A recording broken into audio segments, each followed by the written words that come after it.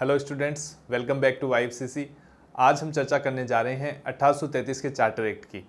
सबसे पहले जानेंगे इस एक्ट को लाने के पीछे मुख्य उद्देश्य क्या थे। इस एक्ट से पहले 1813 में चार्टर एक्ट लाया गया था। इस एक्ट को लाने के बाद में कंपनी के साम्राज्य में काफ़ी विस्तार हो गया था, जिसके ऊपर समुचित नियंत्रण स्थापित करने के लिए ब्रिटेन की सरकार द्वारा क्रमशः 1814, 1823 और 1829 में छोटे अधिनियमों के रूप में कुछ अधिनियम लाकर कंपनी को अधिकार प्रदान किए गए थे। लेकिन फिर भी कंपनी और ब्रिटेन की सरकार को मनोवांछित सफलता इन अधिनियमों के द्वारा प्राप्त नहीं हो सकी थी। इसलिए बड़े परिवर्तनों के साथ में 1833 का चार्टर एक्ट लाया गया। अब जानेंगे इसके प्रमुख प्रावधानों के बारे में। इस एक्ट के जो भी प्रावधान हैं, इनको हम प्रमुख रूप से 7 पॉइंट्स में कवर करेंगे, जो इस प्रकार है। इसके प्रमुख प्रावधानों में सबसे पहला प्रावधान था, कंपनी के शासन को 20 वर्ष के लिए पुनः बढ़ा दिया गया। 1813 के एक्ट में कंपनी के शासन को 20 वर्ष के लिए बढ़ाया गया था, जो कि 1833 में कंप्लीट हो रहा था, तो 1833 में इसको पुनः रिन्यू कर दिया गया। दूसरा प्रमुख प्रावधान था, कंपनी के व्यापारिक एकाधिकार को पूर्णतः समाप्त कर दिया गया।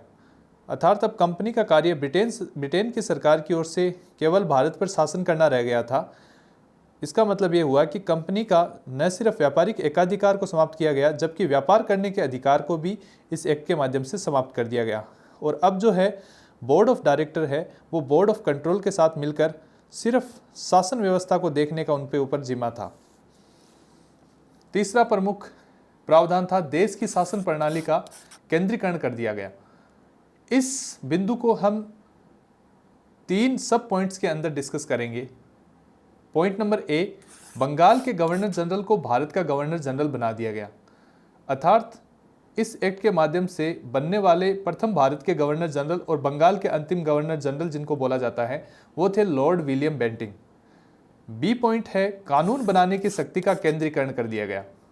सन 1833 से पूर्व जो प्रेसिडेंसियां थी, जिनमें बंगाल, मद्रास और बंबई की प्रेसिडेंसी थी, उन्हें अपने अपने कानून बनाने का अधिकार था। लेकिन अब संपूर्ण देश के लिए कानून की समान पत्ती की स्थापना के लिए बंबई तथा मद्रास की प्रेसिडेंसियों को उनके कानून निर्माण संबंधी अधिकारों से इस एक्ट के माध्यम से वंचित कर दिया गया था। और भविष्य में कानून बनाने का जो अधिकार है, केवल सह-परिषद गवर्नर जनरल को ही दिया गया था। उन कानूनों के पालन करने के संबंध में देश के सभी न्यायालयों को आवश्यक कार्रवाई करनी थी। इन्हें लागू करने से कोई भी न्यायालय इनकार भी नहीं कर सकता था। अब हम जानेंगे कि जो गवर्नर जनरल और उसकी परिषद है, पहले भी कानून पारित करते थे, लेकिन उन कानूनों को विनियम कहा जाता था, जबकि इस एक्ट के माध्यम से यह प्रावधान किया गया कि अब जो कानून गवर्नर जनरल और उसकी परिषद पारित करेगी, उनको अधिनियम या एक्ट कहा जाएगा। इसी पॉइंट के अंदर हम सी पॉइंट की डिस्कस करेंगे कि संपूर्ण देश के लिए एक ही बजट तैयार करने का प्रावधान भी इसके अंतर्गत किया गया। तो ये ABC है, ये दिखाते हैं कि देश की शासन प्रणाली है, उसका किस तरह से केंद्रीकरण किया गया। केंद्रीकरण की बात करें तो 1773 का जो रेगुलेटिंग एक्ट है, वहाँ पे केंद्रीकरण की नींव पड़ती है, शुरुआत होती है, जो कि 1833 का चार्टर एक्ट आते आते एक चरम पर पहुँच जाती है। अब हम इसके नेक्स्ट प्रावधान की बात करते हैं, तो ये प्रावधान था, चौथा प्रमुख प्रावधान, विधिक परामर्श हेतु गवर्नर जनरल की परिषद में विधि सदस्य की नियुक्ति की गई। इसे चौथे सदस्य के रूप में शामिल किया गया। उसे केवल परिषद की बैठकों में भाग लेने का अधिकार था, मतदान का अधिकार नहीं दिया गया। और इस तरह से शामिल होने वाले प्रथम व्यक्ति थे लॉर्ड मैकाले। यहाँ पे हमें एक बात ये भी ध्यान करने की आवश्यकता है कि यहाँ पे 1834 में प्रथम विधि आयोग का गठन जो किया गया था, वो भी लॉर्ड मैकाले की अध्यक्षता में ही किया गया। विधियों की संहिता करने के लिए गवर्नर जनरल को आयोग गठित करने का प्राधिकार दिया गया था, जिसके अंतर्गत 1834 में लॉर्ड मैकाले की अध्यक्षता में ही 4 सदस्यीय प्रथम विधि आयोग का गठन भी किया गया। अगला प्रावधान है, चार्टर एक्ट 1833 में सिविल सेवकों के चयन के लिए खुली प्रतियोगिता का आयोजन शुरू करने का प्रयास भी किया गया। अर्थात इस अधिनियम की धारा 87 के तहत कंपनी के अधीन सरकारी पदों के चयन में किसी व्यक्ति को धर्म, जन्म स्थान, मूल वंश या रंग के आधार पर अयोग्य न ठहराए जाने का उपबंध भी किया गया था।